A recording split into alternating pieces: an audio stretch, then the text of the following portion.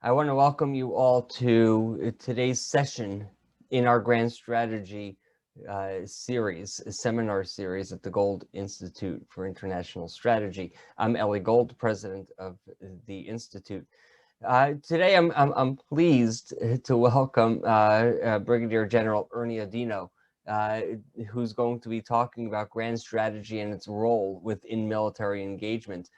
Ernie is a senior military fellow at the Institute, and he graduated from the United States Military Academy at West Point in 1983 and retired in 2011 after a 28-year career. He served in multiple assignments in armor, cavalry, infantry, and Stryker units. Other key assignments included service as an Army Congressional Fellow in the U.S. Senate, duty as executive assistant to the vice chairman of the U.S. Joint Chiefs of Staff, and director of nuclear support at the U.S. Defense Threat Reduction Agency. His last assignment was as the deputy director of operations for headquarters in the U.S. Army in the Pentagon. Ernie and I have been working on a number of different issues within strategic issues within military engagement over the years, and it is my pleasure to welcome Ernie to speak to us today. Ernie, the floor is yours. All right, so real pleasure today to talk to you about grand strategy and really the role of military engagement in grand strategy. So I'm going to talk about, first, we'll talk a little bit about war. We're going to talk about strategy. Both, I think, are important precursors to a discussion of grand strategy.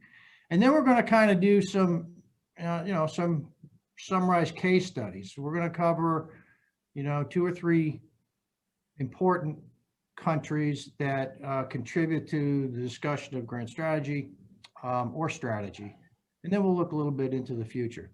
All right, and I recognize, and I mentioned this earlier on a preceding call, I recognize, I think it was, I don't know if it was John Gaddis or Liddell Hart who said, discussion of American grand strategies is like discussing snakes in Ireland, right? I mean, there are no snakes in Ireland.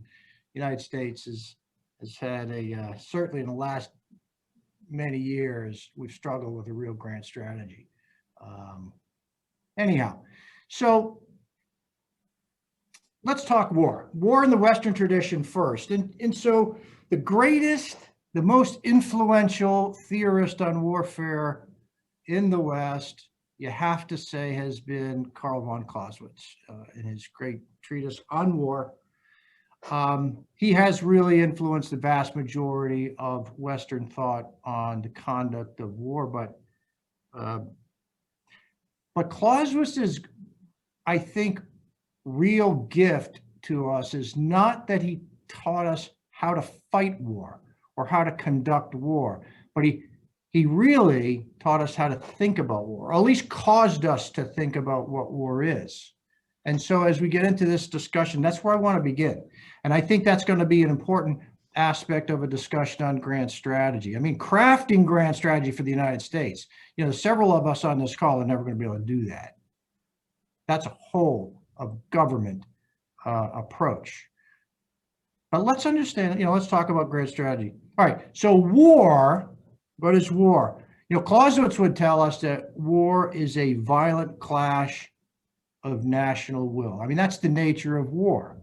I mean, I might characterize it, given that, his historic perspective, I might characterize it as a violent clash of people's wills. And you gotta go one level deeper with Clausewitz. Clausewitz added that it is politics by extreme measure. So politics being a rational process where we presume that all actors are acting in their best interest, and that there is a political issue in dispute that conceivably, when the costs rise too high, exceed the value of that particular objective, that one side can concede the political issue to the other and the war ends. So that's kind of war as Clausewitz knew it. You have to, though, say, is that a full explanation in the 21st century? And I would submit, and I have many colleagues, probably the majority of my colleagues would dispute me on this. I think Clausewitz's discussion of war does not quite explain what we are experiencing totally in the 21st century. I'll give you an example. Religious war. Does Clausewitz really extend to the conduct of religious war? If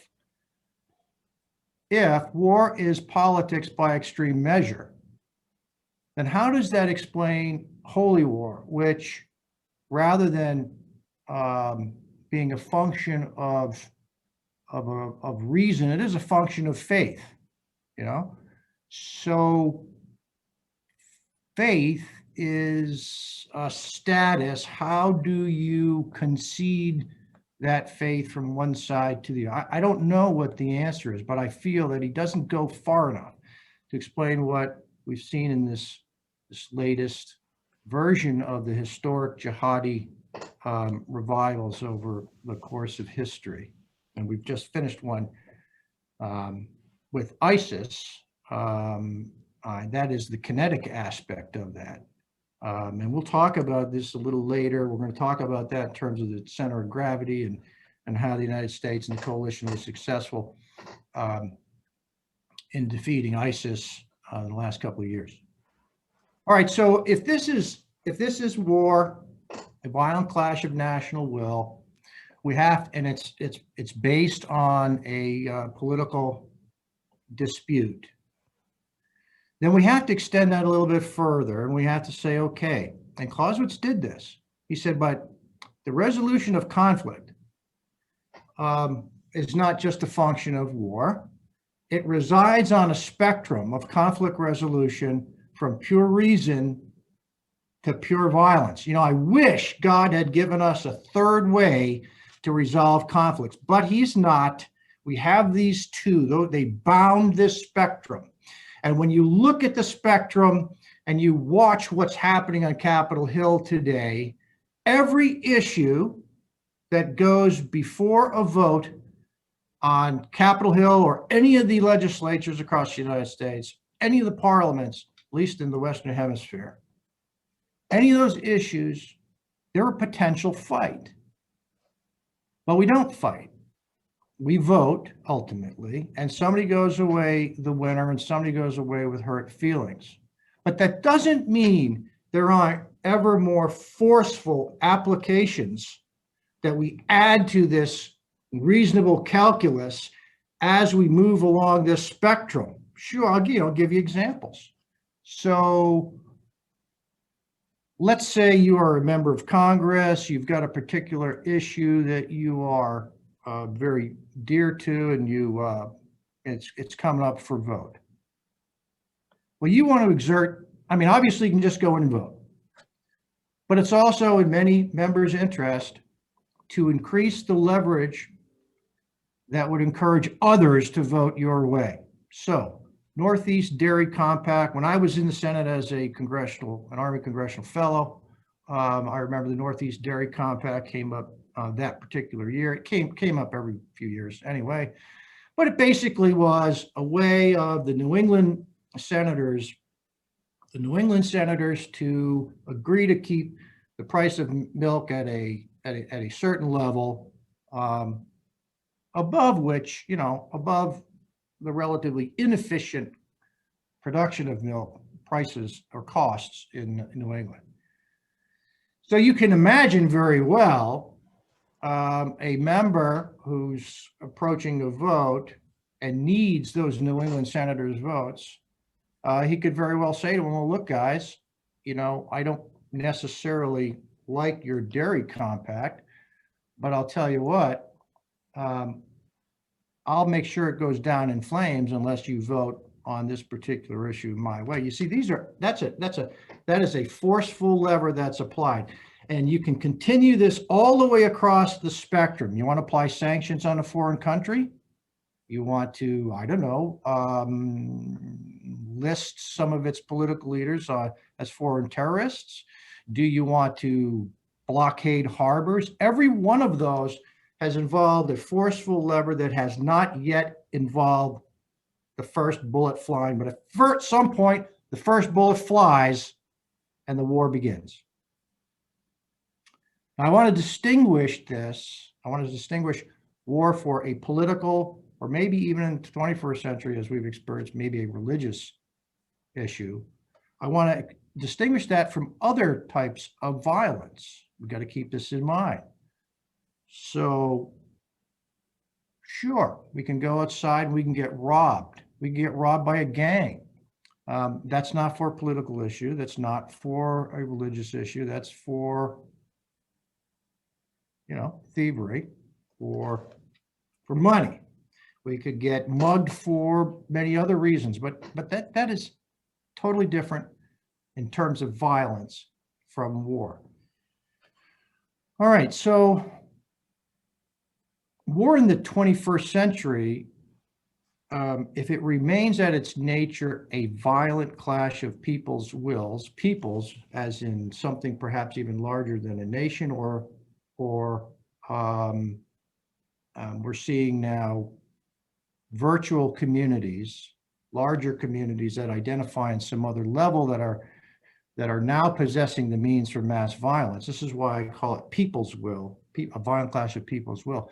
So war in the 21st century, however, if the nature of it remains the same, we have to admit that the character of war changes era by era. 21st century has seen yet another change in the character or how war is conducted. And I'll put it this way. The last time we saw major industrial, mechanized, conventional war was in World War II. Let's back up. Korea. It started to change in Vietnam, and it has continued to disaggregate into many more smaller pieces, distributed operations on non-contiguous terrain. We've seen the growth of hybrid warfare. We've seen other domains grow. We've seen the use of proxies. We have seen the growth of insurgencies. The reality is, after Desert Storm, the United States, I think the coalition demonstrated very clearly to the world that the United States cannot be challenged on the battlefield in a high-tempo conventional war. Not very well. The character has changed to find ways to impose a people's will on others via other elements of combat, and hence we're seeing that. We can look back over time, and I'd recommend a great book to folks, War and Anti-War, written by the Tofflers, Alvin and Heidi Toffler. They look back over, they're the great futurists. They look back over time, and what they concluded was, there was an agricultural age, then we entered an industrial age, and now we're entering an information age, and they wrote this in the early 90s. And some of their research convinced them that in their term, we waged war as we waged wealth. Now think about that. During the agricultural age, warfare was very tribal, very localized. The methods of combat even involved hand tools or weapons that were derived from hand tools. It was very close, very personal, and even for the most part complied with the demands of a seasonal planting and harvest cycle. As we moved into the industrial age, we started to see this growth, this massification of armies, this industrial might, wherein, Clausewitz drew a lot of his lessons. And, it culminates through World War II, Korea, and maybe even Desert Storm, and I think demonstrated the ultimate the apogee of that style of warfare. So now we're in the information age. And if it's true that we primarily are now a knowledge-based society, certainly in the West, and much of our wealth is based on that, the production of knowledge as having value, it's no surprise that we now have information-enabled units. We now have the advent of cyber warfare. We now have, I commanded in one of the Army's first two Stryker brigades, and these were the Army's first attempt to field fully digitized units that drew on information age capabilities that allowed us to disperse much more widely on the battlefield and take advantage of tremendous stores of knowledge that might not be with us on the battlefield, but might be accessed elsewhere. We could see better, we could understand better, we could act more quickly, we could act more decisively. You know, on the battlefield, the modern battlefield, we see similar capabilities being exploited by the enemies. Let's look at Iraq, Syria. Those folks used information age technologies as rudimentary as they might have had, such as just cell phones or garage door openers. They still used them. They still were still able to enable their operations.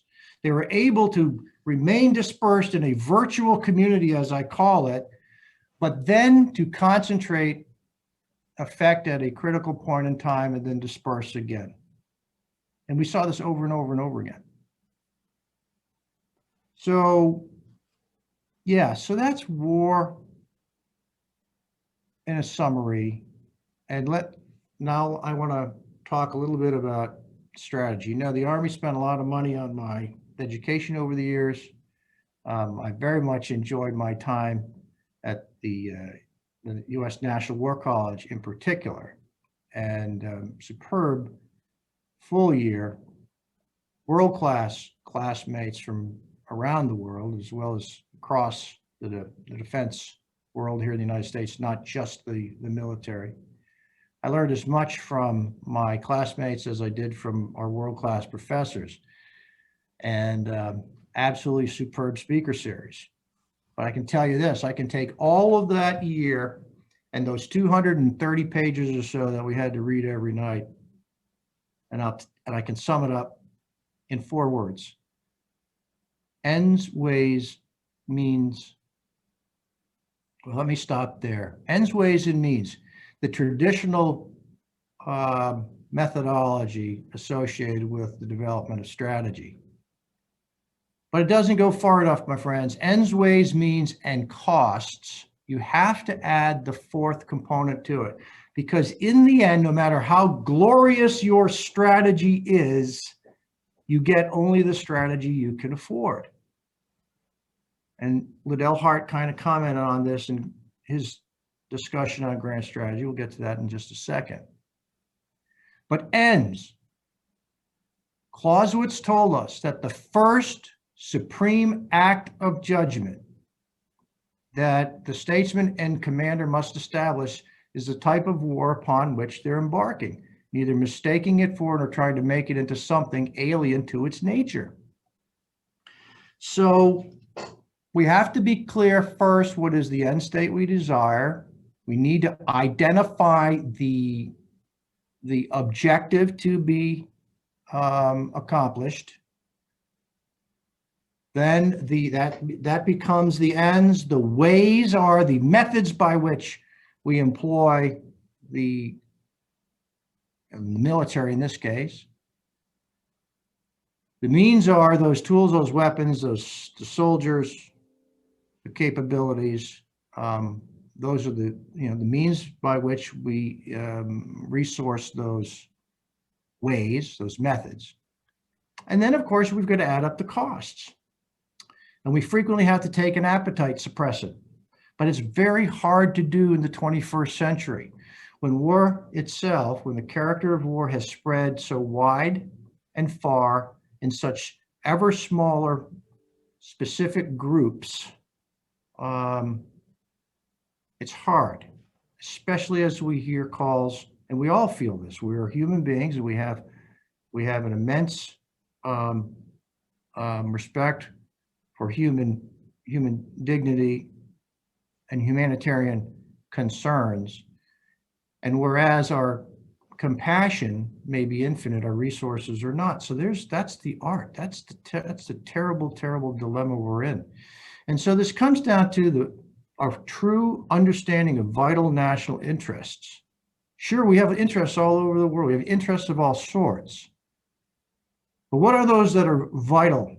In this case, the United States.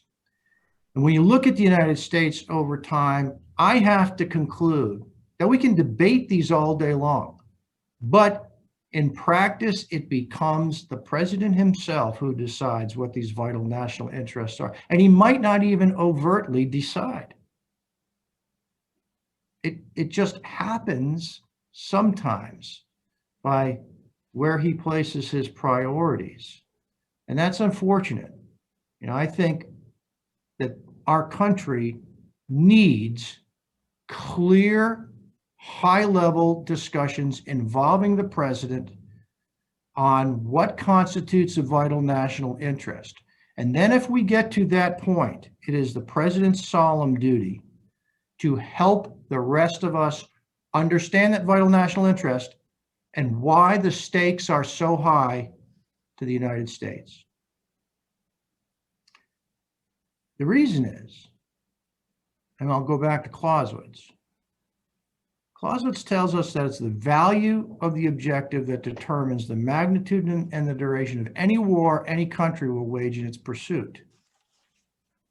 So if you have a high value objective, well, our nation will wage practically any war of any magnitude, of any duration to achieve it. If it's a low value objective, well then, to remain in balance, you have to wage a correspondingly low-cost war. I'll give you some examples. So, let's look back over history. Revolutionary War, we lost, that tipping point was, let's say, 4,475 brave Americans. Civil War, 620,000.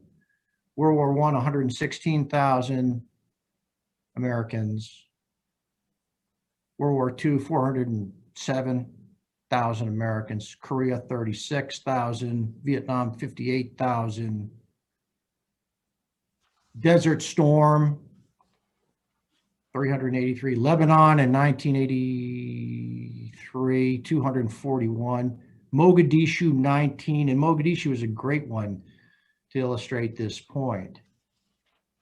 Most Americans didn't even know where Mogadishu was, let alone understand why we might be there. But when the costs reached 19 tragic deaths of brave Americans, that was enough. That was enough. We started to pay attention and we withdrew our support and ended our involvement in Mogadishu, our military involvement at that point. That was it. Get out of there. Now here we are, 20 years in the world on terror. And we're starting to get a little tired of it. But on 9/11, we lost 3,000, not just Americans, but citizens from other countries. And Americans woke up. I think many of us and many of our allies realized the stakes were very high.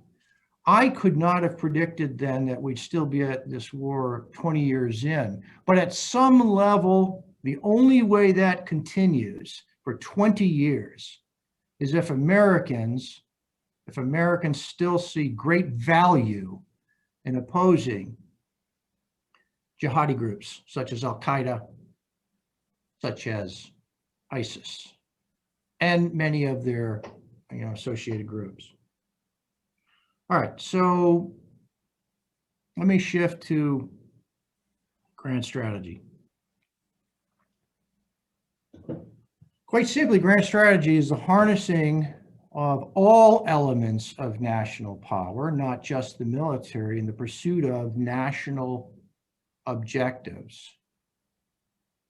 And so what is that? That's traditionally diplomatic, information, military, and economic.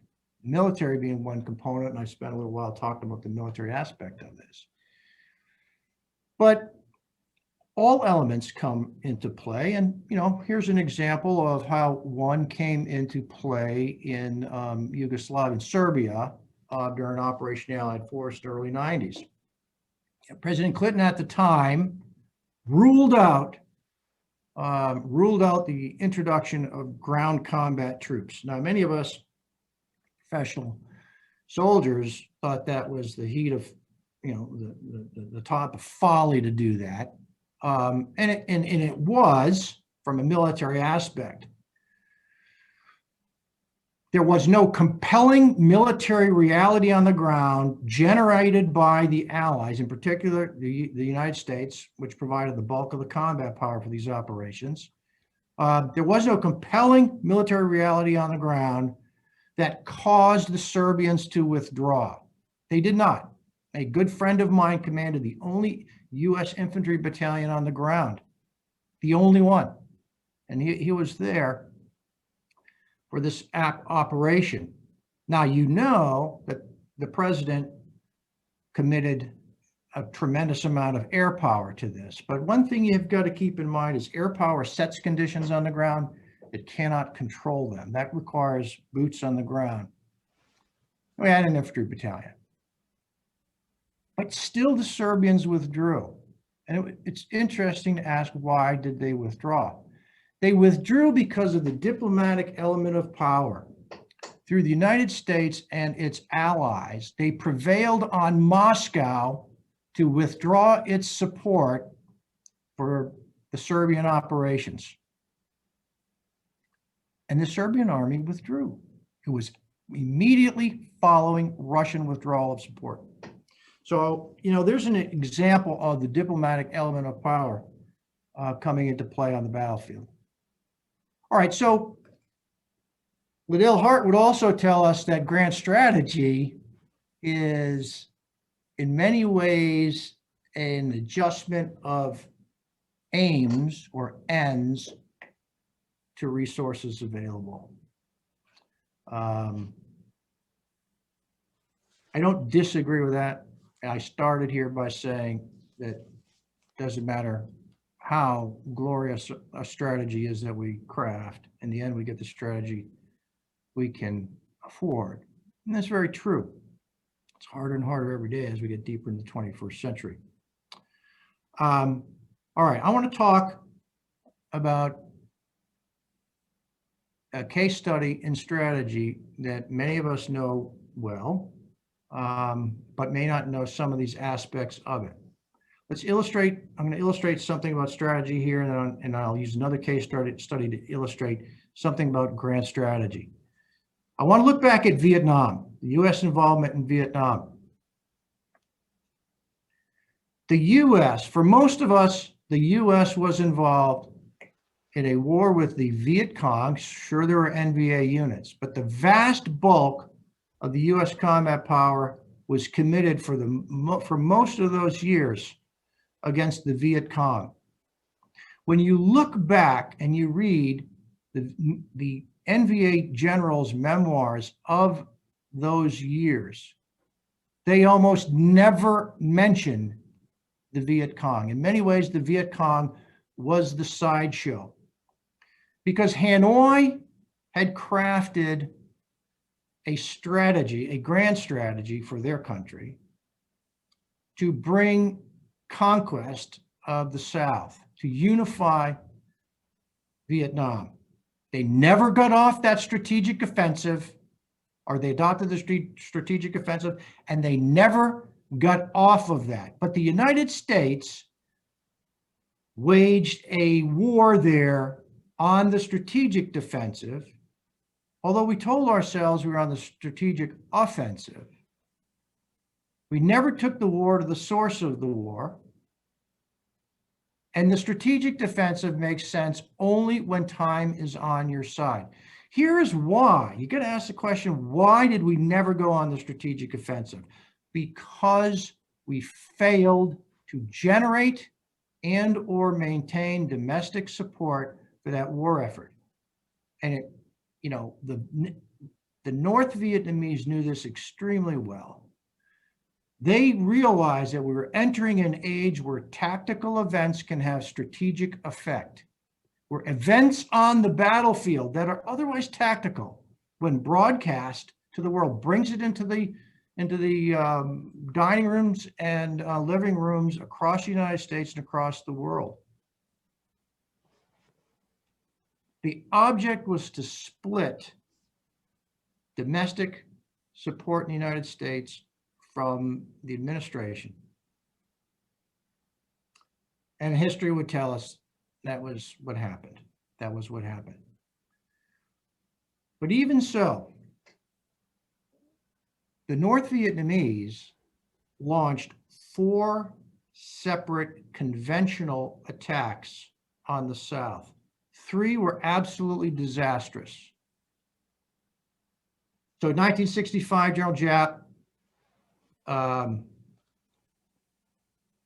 wishing to prevent further American involvement, launched several division attacks to split the peninsula, and that failed in a matter of weeks.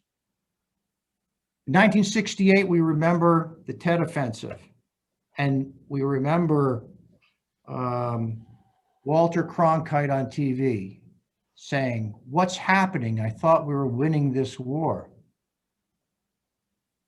So the Tet Offensive was largely launched multi-division in coordination with the Viet Cong, but the general uprising that Hanoi expected to accompany such a push south never occurred. And the result was that the Viet Cong was just about annihilated, and the NVA units were tremendously scarred and sent home. But the war continued, and that should tell you something. The war continued despite the Viet Cong being destroyed, and yet we had committed our main effort against the Viet Cong. That would tell you that the center of gravity for the North was not the Viet Cong. So Hanoi tries again in 1972, the Eastertide Offensive. 12 divisions, 12 NVA divisions launched, and were repulsed over a matter of weeks. Again, a complete defeat. And I believe General Giap was relieved after that, as I recall. But in 1975, they tried again. But they waited until 1975. They waited until they were absolutely sure that the withdrawal of U.S. forces was so far down the pike that it would be impossible or untimely for the United States to come back. And we know the result. 1975, they completed the conquest of the South. They did it via conventional means, not via the Viet Cong. All right, let me talk about Iran in terms of grand strategy. So Iranian aims since the 1979 so-called Islamic Revolution in Iran largely focus on the destruction of Israel and the displacement of the United States from its vital national interests in the Gulf. They are on the strategic offensive. Tehran is on the strategic offensive. They have learned to change the character of their military operations to avoid U.S. military strength. So in 2016, as I recall, General Qasem Soleimani, commander of the Quds forces of the Islamic Revolutionary Guards Corps, so Iran's special forces, Qasem Soleimani, the late Qasem Soleimani, was responsible for the foreign operations of the Quds forces. He boasted in 2016 that the Iraqi army had become a Hezbollah army. Now, there's a lot of meaning in that. Because not only was Tehran on the strategic offensive to reach the Mediterranean, to reach the shores, the border with Lebanon and its Hezbollah allies in Lebanon, but it did so via proxies and other elements that avoided, U.S. combat power on the ground. And so the Lebanese model, or the so-called Lebanese model that has arisen, explains the Iranian approach to most of this.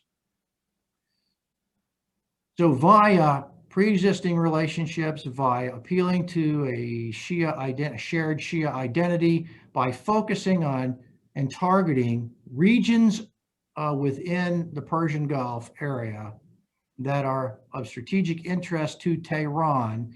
Tehran has been very busy co-opting, infiltrating, supporting both military and social services throughout Lebanon and throughout Syria, throughout Iraq. Today, all Iraqi ministries are led by Iranian proxies or those who otherwise identify. The Iraqi army is nearly 100% Shia. And Grand Ayatollah Sistani in 2014 issued a fatwa authorizing the raising of an Iranian or a Shia militia in Iraq. And now today, that Shia, I'll still use the term militia, but in a minute, you'll hear another facet to that, authorized the standing up of a Shia militia, 110,000 men under arms. But in 2016 or 17, as I recall, the Iraqi parliament passed legislation that formally incorporated the vast majority of the Shia militias into the Iraqi security forces. So the Iranian strategy that they've unfolded has been through an accumulation of actions that they calculate to occur at levels below a level that would incur a decisive U.S. response. And like a frog in a pot of water, over time, if you put a frog in a pot of water, obviously you turn the water up gradually. The frog does not notice it until it's too late. So these actions that I've described as the Lebanese model, they occur over time at levels below which there might otherwise engender a decisive U.S. response. But by the time they become overt, the strategic assumption on Tehran's side is that at that point, the cost of an effective U.S. response, military response, will exceed the value that most Americans will see in reversing the course that the Iranians have established. And so it becomes a fait accompli. The Russians have also adopted that previously in Georgia. Same strategy. All right, I want to switch to China briefly. So China is in many ways not the country that, hold on a second. In many ways, it's not the country that most Americans assume it is. Most Americans, when they look at China, they see this tremendous opulence, this great wealth. And that part is true. They see a country that is potentially, a nation 5,000 years old that is potentially a peer competitor to the United States. They see Chinese influence across Africa, for example. They hear of something called the Chinese Belt and Road Initiative. But what most focuses their attention is the dependency, or let's just say the habit, of the West's trade with China and the resulting wealth that that creates in China. Here's what they don't see. That great wealth is concentrated in a crust along, let's say, 100-kilometer wide crust along the Pacific shoreline. The rest of the country, which also happens to be 80% of the country, subsists on $3,600 per capita per annum. That's far below poverty levels in the Western world. The so-called middle class in China represents 5% of its entire population. So at some point, when the regime in Beijing does what good communists do and redistribute wealth, that is when those traders in the coastal communities realize that their continued well-being is tied more closely to continued trade and good relations with the West than it is with Beijing. China has confronted this same issue once before. It has a history. China has been in tension between openness and control. When the British opened China in the mid-19th century, it injected all types of new social dynamics. It injected a lot of money, but that money also stayed pretty much concentrated within those who were trading, the Chinese who were trading. It took Mao to try to shut it down, and he shut it down in the 40s, as we well know. The cost, the strategic forte of China today has been its vast amount of cheap labor. Much like Japan in the 50s, 60s, and 70s, Japan had no natural resources, had recovered from a war, but it had a vast amount of very cheap labor. And they exploited that. And we all can appreciate the quality of the Japanese products. And we bought them like crazy. I remember very well the headlines in the 70s. I remember one in particular, the coming Japanization of the United States. There were fears that this Japanese juggernaut, this economic juggernaut, was going to compel the United States in some way or otherwise influence it in Japanese ways. Who worries about that today? It doesn't happen. The cost of Japanese labor has risen to the point where it's no longer a strategic forte. The cost of Chinese labor similarly has already reached this point. China is already losing labor to lower cost labor suppliers in Vietnam, as an example.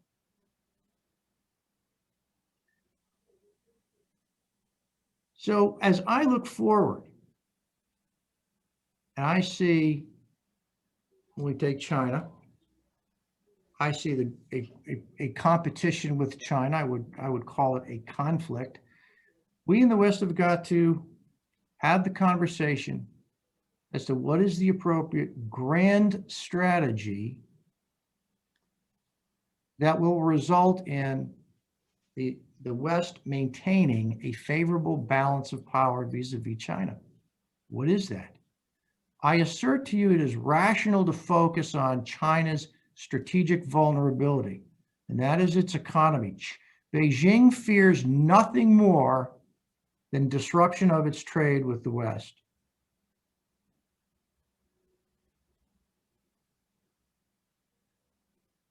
The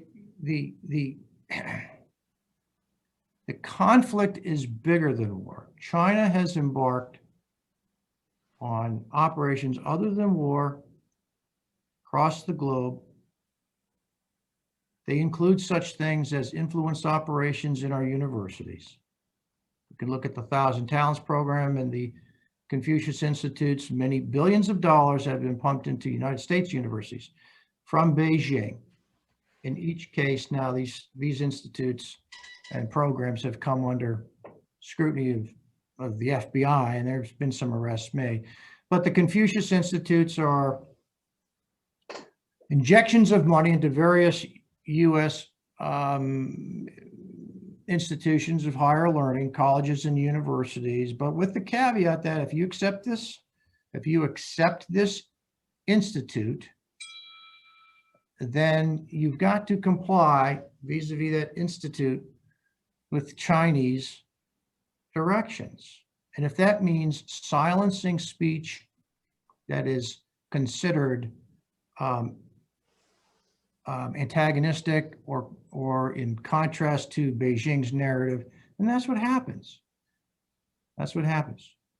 All right. So in the 1,000 Talents program, we've seen several arrests, high level arrests. The Harvard professor, PhD nanoscientist who was working under the 1,000 Talents program was paid many hundreds of thousands of dollars to build a nanoscience lab in China, did not disclose that. And through that program, he is the example, one of the many examples of how Beijing attempts to recruit both scientists and engineers and technology into China for Chinese strategic aims. All right, I think I'll leave it there. We've gone on for 40 minutes or so, and I'll open it up to questions. Ernie, thank you very much. I mean, this is fantastic. And as you're sitting here talking about military involvement in grand strategy, you clearly articulate why when we look at grand strategy, it's so much greater than just the military, even when we look at military engagement. One of the questions I want to ask you is actually one of our participants today who's unable to ask questions himself. Ricky Phillips had forwarded to me an article regarding President Biden's extension of the START treaty with Russia. And he was curious to hear what your thoughts are on that as we look to, the larger strategies moving forward for the next 4 years with this administration. Right. So a treaty is a treaty only so long as we actually agree. Under pre-existing treaties, we absolutely know that the Soviet Union violated them, previous treaties with the Soviet Union, and then the Russian successor. Violated these treaties, and I'll give you a couple of examples on just the question of testing. The United States absolutely committed to a cessation of atomic testing. We know for sure that testing continued in the former Soviet Union. We know this. The Russians have played fast and loose with the threshold that defines testing. They know exactly where they can conduct these types of tests and how to conduct them, and they've conducted them. They've been steadily modernizing that arsenal. Also, under previous treaties, as I recall, when the United States unilaterally eliminated its tactical nuclear weapons, the Soviet Union never did. And as far as I know, those TAC nukes are still serviceable, still in the arsenal. Now, I would say to you, if we do anything right now to curtail American efforts to modernize our stockpile, then we're going to be going in the wrong direction vis-a-vis the competition, let's say. Unilateral efforts to downsize our stockpile never did inspire non-proliferation across the globe. Since we've done that, we have seen a nuclear Pakistan. We have seen a nuclear Korea. And we certainly are on the cusp of seeing a nuclear Iran. Look at the JPCOA The so-called nuke deal, we under the Obama administration, we inked with Tehran. First, that never went through the treaty ratification process in the U.S. Senate. Never did. It probably would have gone down in flames, and that's why the Obama administration didn't pursue that. But under the JPCOA, which otherwise, may seem perfectly reasonable to many folks, because it has, for example, amongst some of its provisions, the regular inspection of Iranian nuclear facilities. Well, let's look at the word regular. What does regular not include? Irregular, unannounced. So there are no such things as unannounced inspections for Iranian nuclear facilities under the JPCOA as it was originally written. Yeah, I don't put a lot of faith in that, guys. I just don't. Okay, thank you. If you have any questions, please either raise your hand, especially if I can't see you, raise the virtual hand. Jeffrey, please unmute yourself and then ask, please. Yeah, actually, I do want to ask a question, but can someone else come first, please, Eli? Because at 6 o'clock here, which is about 1 minute's time, I have to stand at my door and clap along with the rest of the nation for Captain Tom Moore. Oh, so I'm absolutely. going to disappear for a couple of minutes, but then I'll get back to you. Absolutely. This is he is a hero amongst heroes in your nation. And John Rappaport? Yeah, Ernie, thanks for a really nice summary on the strategy side. I've sort of two correlating questions. One is, you opened up by talking about some of the historical challenges and populations. One of the big concerns that I have, I'd like to get your opinion on, is I worry that part of our grand strategy does not include the people who vote having some semblance of sort of national security, foreign policy as the single most important decision they probably make when they vote. Most people are voting on very narrow or politically aligned topics, and so there's that's one one critical piece that I'd like for you to address, and then the other thing I can come back to depending on how many questions we have. Thanks, John. Yeah, and I had meant to cover this in my remarks, and I think I didn't cover it very well. The fact of the matter is, the hardest thing to determine is national will. We've not made a very good effort at over the last, I would say, decade or so at harnessing national will. It is the president. It is the president who has the solemn duty to help the rest of us understand what is a vital national interest and why it is of such high stakes to secure, such high value to secure. And I'm not saying, when I say he has to make the case, I'm not saying the president makes up a case. He has to make the case. It was easy, I think, when when the world was kind of bipolar, we had the Soviet threat. Most Americans, they really thought for much of that the Western way of life was put at risk. And so it was kind of, in a way, easier to assemble strategic thought. It's much more difficult today. We've been like a squirrel chasing nuts as flashpoints arise. I would assert to you that there are about maybe 3 things we could probably agree on, and we've got to maintain these discussions. One is preventing a powerful rival, maintaining, let's say, a favorable global balance of power. Does that mean U.S. primacy? Well, I would like to say it does, but you've got to match your aims to your resources, but certainly a Western primacy, right? I would also add that we've got a vital national interest in continuing to limit nuclear proliferation. And the third thing I would say is we have a vital national interest in continuing to defeat terrorists or terrorism. But I say that cautiously because you've got to ask yourself the second question. Do terrorists have the ability to serve up a strategic reversal to the United States? I don't think that's the case.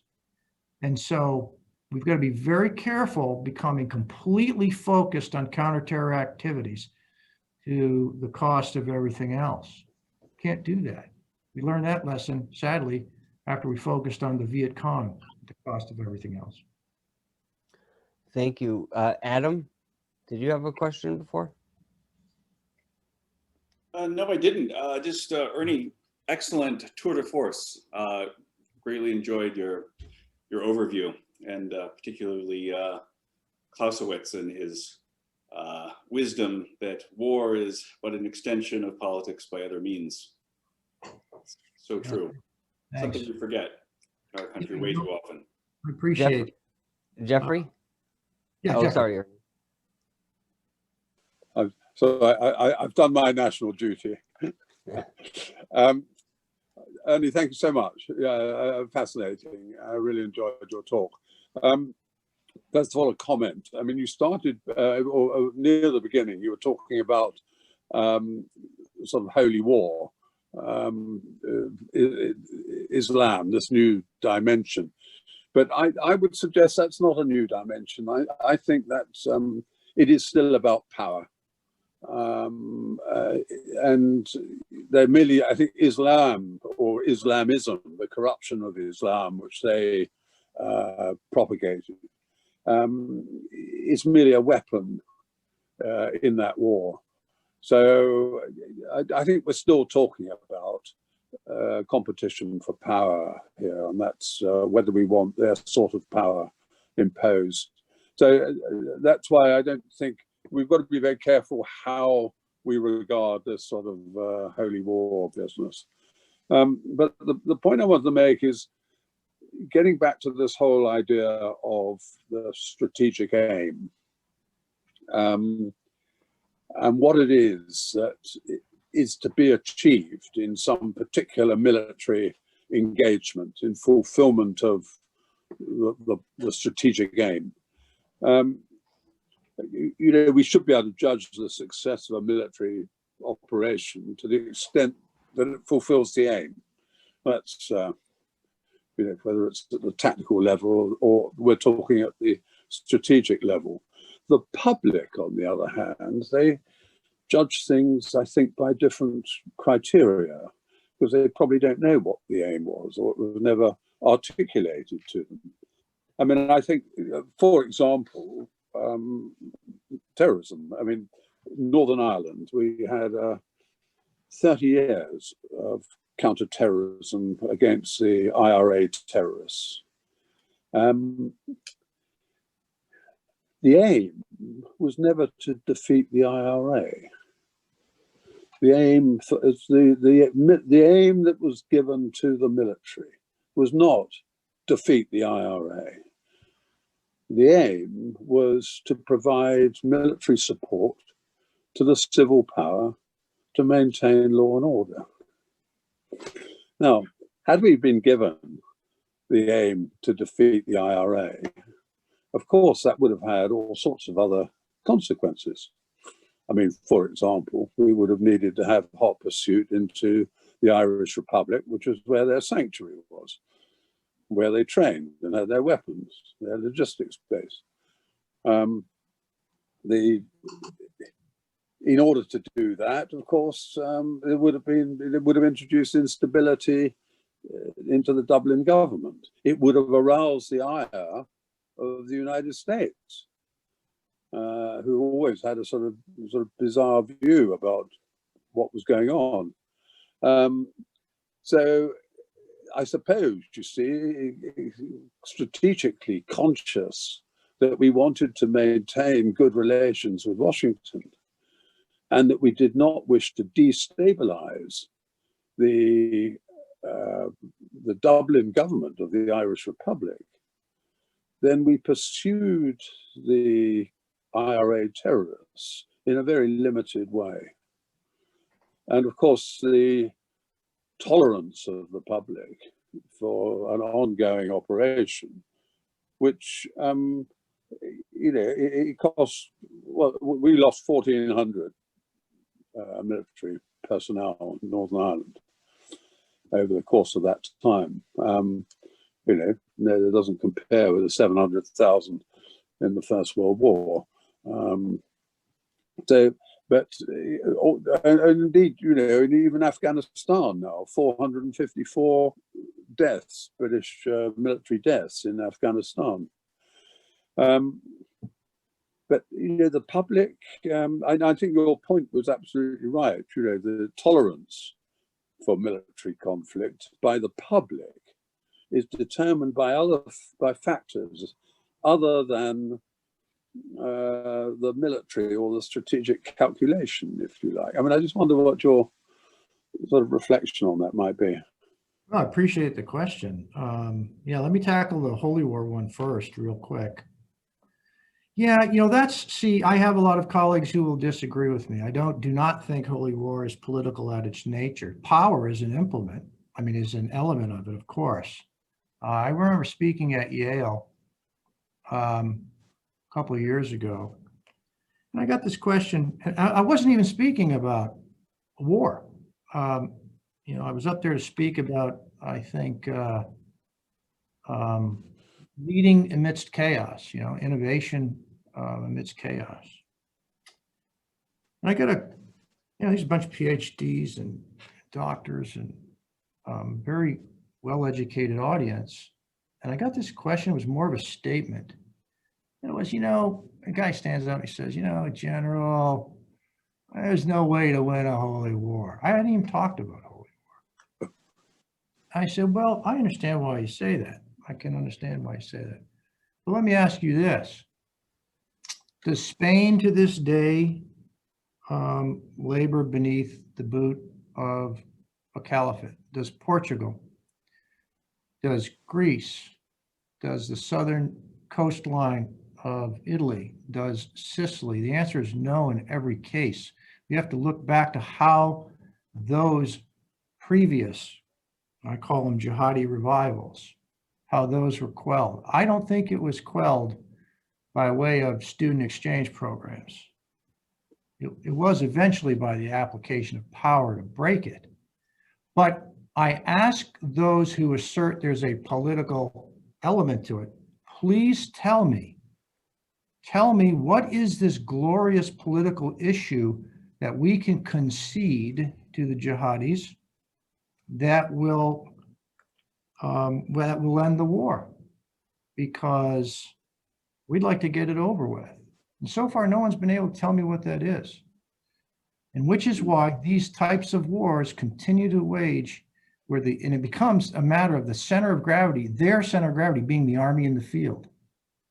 We had to crush them on the battlefield. Just in a way, ISIS was not much different. Please don't take this the wrong way. From Alexander or Frederick the Great, that their centers of gravity were their army in the field. That was the sum total of everything that went into that fight. I would distinguish that from a Western democracy at war, where the center of gravity is its domestic support. We can distinguish that from countries where there are experiencing domestic strife, and I would say the center of gravity there is probably the regime. And we can go on and on and on. So, yeah, that's how I would explain holy war. Now, on the subject of national will, yeah, you're exactly right. I started by talking about war in the 21st century. Maybe the better conception is conceive of it as conflict, because we're finding other ways to avoid the application of overwhelming combat power against countries, developed countries. The United States, I don't want to sound wrong when I say we'd love to have somebody step up on the battlefield and present us a nice, glorious target, but that doesn't happen anymore. And then we talked about the elements of national power, diplomatic, information, military, and economic. And sometimes law enforcement is thrown in there, legal is thrown in there, right? I think very likely the British government wisely chose to stress the counter to the Irish Republican Army through other means other than military. You know, in your case, counterterrorism efforts that were enabled by legal authorities, no? So thank you. Larry Cunningham? Yes, thank you, Ernie, for your very enlightening discussion, contextualizing it the way you have. My interests are a little more local. I'm a trainer. I'm a retired Secret Service agent and official, and now I do most of my work with police, fire, and some military. And our audiences are primarily those that are on the street, and we're trying to make them better at prevention and deterrence of terrorism, site protection, and preventing campus emergencies. We're trying to help them develop strategies and so forth. So my overall question is, how do we view the evolving terrorist threat in the context of this grand strategy? That's the overriding question, but I have some specifics. And that is, when we talk to these folks, some of the basic elements of awareness and reporting are kind of parochial, and they kind of roll their eyes. And my question to them is, if that's that basic and that easy, how come these things keep happening? So we have a lot of case studies where folks procure WMD or hydrogen peroxide and make bombs and weapons. They talk, they post things on the internet and so forth. So for my input, what I'm trying to do is get the public more educated so they can do a better job of reporting. But for a variety of reasons, it falls on deaf ears in terms of when it goes up the chain to the FBI and so forth, things seem to stop. So I've developed a lot of energy and a lot of strategies and curricula to help empower the public to do a better job reporting and hopefully getting a better message to the folks that are supposed to respond. So how can we, is that kind of strategy enough to discourage these small little exposed attacks? Or is there something more we could do as a practical matter to get higher level national interest in this? Because these things keep happening, and they happen. They're very smart, as you know. They operate under the radar in small little suburban areas, build bombs, have a lot of cells, and in keeping with their philosophy of death by 1,000 cuts, they seem still remarkably effective. So would you speak to any of those things, please? Yeah, sure. Well, first, Larry, thanks for your service. Thanks for your continued service as well, you know, in terms of threat assessments and force protection, et cetera, and training. Yeah, I guess the easy answer is it's not enough. I mean, it's obviously not enough. These things continue. We continue to disrupt plots. But you know, if the character of war is different in the 21st century, and I assert that it is, then maybe that means the character of the character of victory is different. As just unsatisfying as that may sound, you know, we always want a decisive victory, do we not? I mean, that's what we desire. We want a peace. But maybe in the 21st century, if it is a different character of war, victory may have a different character, and it might be our continued willingness to oppose terror in this case. You know, it's almost as if our tradition, the Western tradition with war has almost been like war is an event with a start date and an end date. Man, let's get back to those days, please. But it's almost now that war has become a condition like the weather. Yeah. You just have to live with it. I mean, Israel's kind of like that. My Kurdish allies experience that all the time. So, Kurdish comrades. Yeah. I think we've got to have, I get back to the president. Any president has that solemn duty to help the rest of us. And if the president doesn't do that, then he either doesn't care, he doesn't think it's important, or he's incompetent. Well, not to belabor it, but so oftentimes we have, I've studied literally hundreds of attacks and a lot of metadata, and I keep seeing this dropping the ball at some level. People report it, people are maybe less than interested, or they don't know what to do with the information, but when it finally gets to quote unquote the authorities, whomever they are, whether it's the local police or the FBI or Secret Service, whomever, it seems like they really don't have an effective plan on dealing with this information. They file it, they look into it, but frankly, even the 9/11 attack, people didn't really know what to do with that information. And obviously, based on the 9/11 Commission, we can see that they had a lot of difficulty dealing with the info. They didn't connect the dots, to use sort of that parlance. But I see them continuing to have this problem, even with DHS. Even though we have supposedly an umbrella, there are still walls in that sandbox which almost stymie the information sharing. So I get frustrated. Yeah, I think, it's true that a quick way to give up, but the quickest way to lose a war is to pretend it doesn't exist. I mean, I do think what you are experiencing, Larry, these are aspects of a character of war that's morphing in the 21st century. It's something different. It's occurring at different levels and in different forms. We're never going to have a successful response to it until we have honest discussions. Remember what I started with.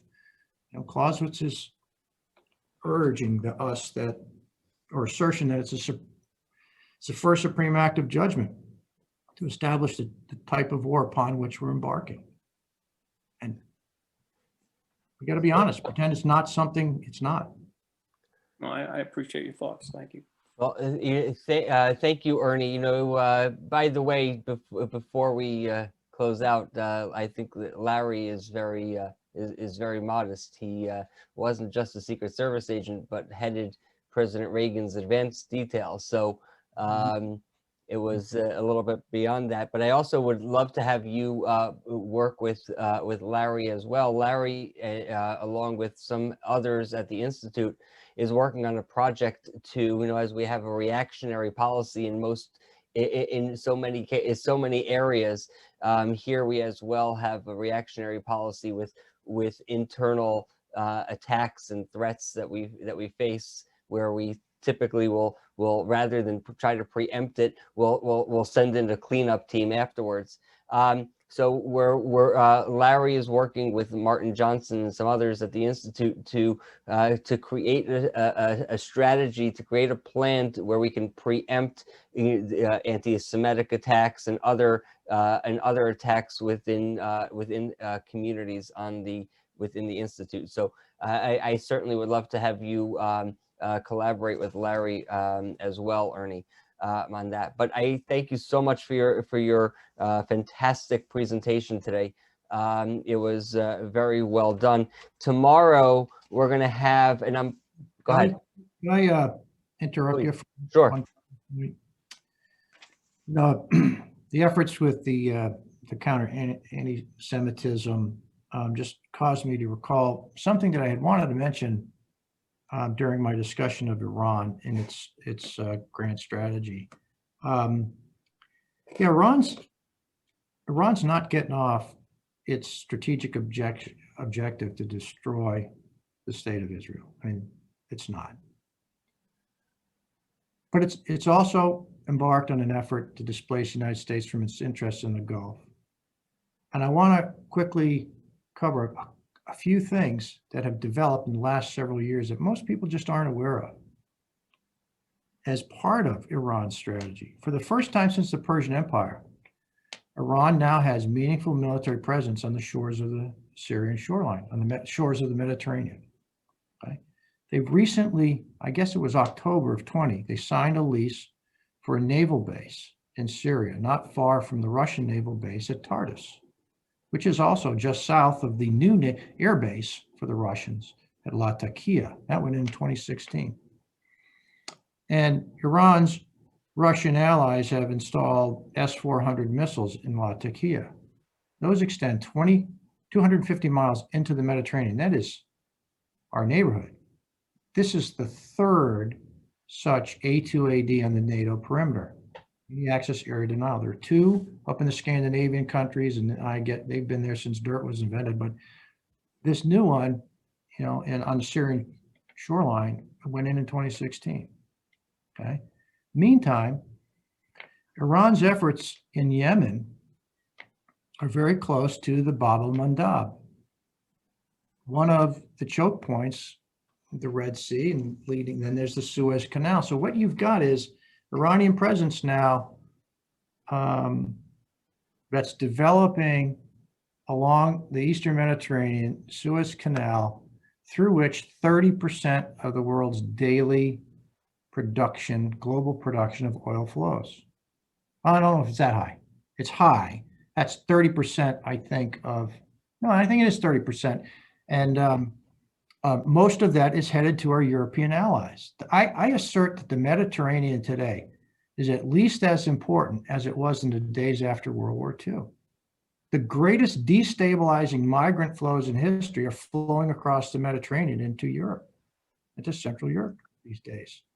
Iran and even Ankara and Damascus and Russia know they can pull these levers to stimulate more migrant flows. Right. No, absolutely. So that's part of the Iranian grand strategy. Right. No, absolutely. Herman, I'll give you the last word. You have to unmute yourself, Herman. Herman, unmute yourself. Yes, sorry, very, very short. Thank you very much. Thank you very much, Ernie. It was very enlightening, the whole trip over there. But I have, with Iran, we have a special. We are very worried in the sense, not only because of the Mediterranean, but also because of South America. The penetration, the political penetration of Iran is important, and we have the impression that Washington and the new administration, in any case, doesn't care too much, or isn't too much worried about it, about this entrance, which this penetration, which is very political. And we have this worry at home because we have one of the two parties in the coalition in the government in Spain, which is member of the European Union. In this coalition, there's a Communist Party, and this Communist Party has been positively financed by Iran. So the nexus is there with Venezuela and with Iran, again with Hezbollah in Venezuela, with Hezbollah, the presence of and the links with Argentina. I mean, there is a whole scene which should be far more worrying for the administration than it probably is, no? And it's a question. Thank you. I agree with you, Herman, very much so. And in Latin America, we know that the Israeli embassy was blown up in Argentina. I think there were 2 attempts on the embassy. Their involvement, Hezbollah's involvement in Venezuela, and even parts of Colombia are known. And most Americans don't appreciate any of that, and they don't even know that Iran has been steadily building a community several kilometers south of our southern border.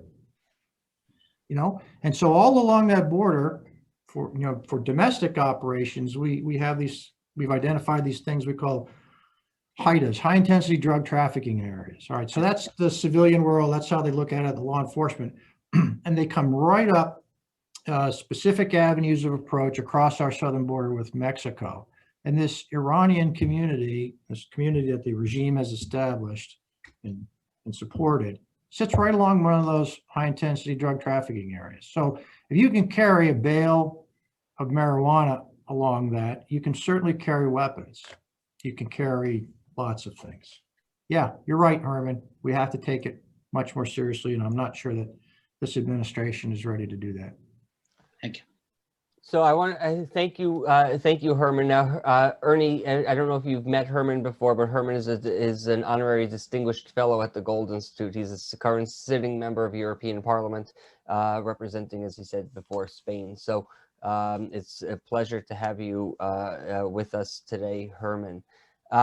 So tomorrow we have our last meeting within this series. It's a combination of roles in creating grand strategy. That's something that I'm going to be hosting along with our presenters from the week. So Adam, Jeffrey, and Ernie will be with us. And what I'm going to do is I'm going to ask a series of questions, some from their talks in particular. And then I have a question on my own that I'm not going to tell them in advance, because since we're all practitioners at the Gold Institute, I want to hear how they would handle it rather than giving them opportunity to find out how other people would handle it.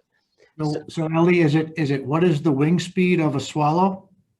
Clearly. So with that, I encourage you all to come back tomorrow. I think it'll be a fantastic discussion. I hope so. And I thank you again, Ernie, and everybody for participating today.